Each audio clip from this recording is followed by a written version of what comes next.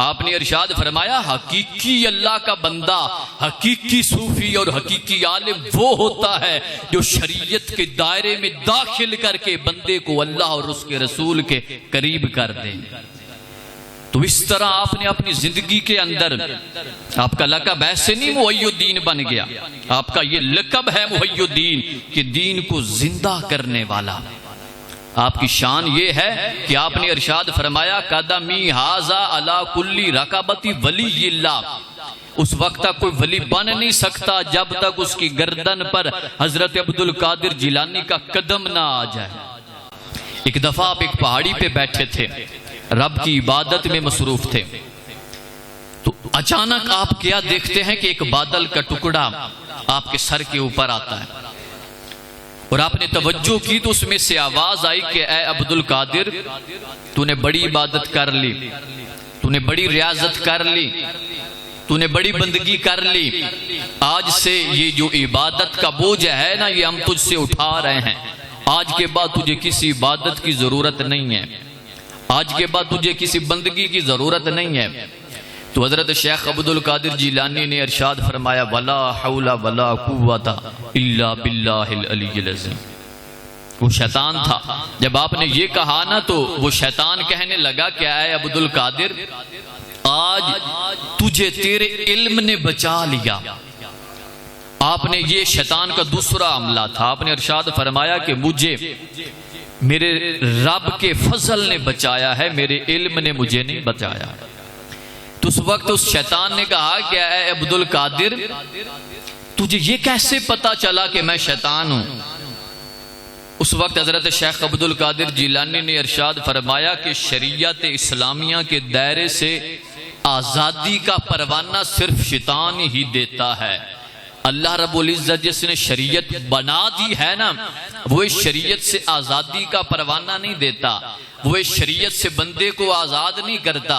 جب تو نے یہ کہا نا کہ شریعت سے تو آزاد ہے، تو مجھے پتہ چل گیا کہ یہ رحمان کی آواز نہیں ہو سکتی، یہ شیطان کی آواز ہے۔ تو دوستان گرامی قدر، آج کی اس معاشرے کے اندر بھی جو شریعت کی طرف بلائے وہ رحمان کا پیروکار ہے، اور جو شریعت سے دور کرے وہ کبھی بھی رحمان کا پیروکار نہیں ہو سکتا۔ رحمان کے پیروکار رحمان کے قریب کرتے ہیں، دور نہیں کرتے۔ اور آپ پیدائشی ولی تھے۔ آپ سے ایک دفعہ پوچھا گیا، حضرت امام ابو الحسن نے بہجت الاسرار کے اندر اس کو نقل کیا ہے کہ آپ سے پوچھا گیا کہ آپ کو یہ کب پتا چلا کہ آپ اللہ کے ولی ہیں؟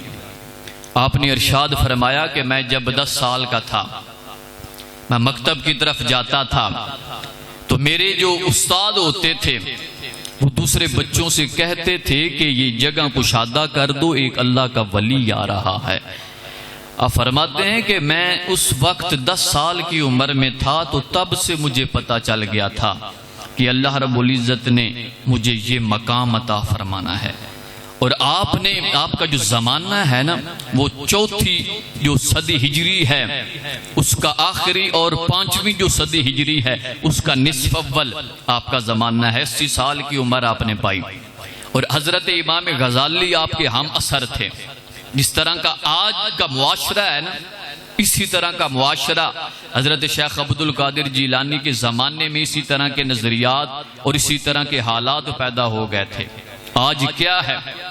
آج 2 بڑے مسائل ہیں، ایک فکری انتشار ہے اور دوسرا عمل کی سستی ہے۔ ہمارے مسلمانوں کے یہ 2 بڑے مسائل جو اس وقت پائے جاتے ہیں کہ ایک تو فکری انتشار ہے اور دوسرا عمل کے اعتبار سے ہمارے کردار کے اندر بڑی سستی ہو گئی ہے۔ تو حضرت شیخ عبدالقادر جیلانی کے زمانے کے اندر یہی 2 بڑے مسائل تھے۔ اللہ رب العزت نے حضرت امام غزالی کو پیدا کیا، آپ نے فکری انتشار کا خاتمہ کیا۔ حضرت شیخ عبدالقادر جیلانی کو اللہ رب العزت نے پیدا کیا اور عمل کی سستی کو آپ نے ختم کیا۔ آج ہم جب صوفیاء کی بات کرتے ہیں نا، تو کچھ ذہنوں کے اندر یہ خیال پیدا ہوتا ہے کہ یہ تو کوئی اور مخلوق ہے، جس کا دین اسلام کے ساتھ کوئی تعلق نہیں ہے، شریعت اسلام کے ساتھ، وہ بعض لوگوں سے کہا جائے نا کہ یہ جو فلاں پیر صاحب ہیں ان کی یہ سنت رسول نہیں ہے، ان کی داڑھی نہیں ہے، تو آگے سے جواب دیتے ہیں کہ ہمارے پیر دی اندر داڑھی ہے، جس سنت کو خالق نے باہر بنایا ہے وہ اسے اپنے اندر رکھتا پھرے، تو جس سنت کو اللہ رب العزت نے باہر بنایا ہے اس کو ظاہر کرنا ضروری ہے، وہ اندر نہیں ہو سکتی، اور اندر ہوتی بھی کوئی نہیں ہے۔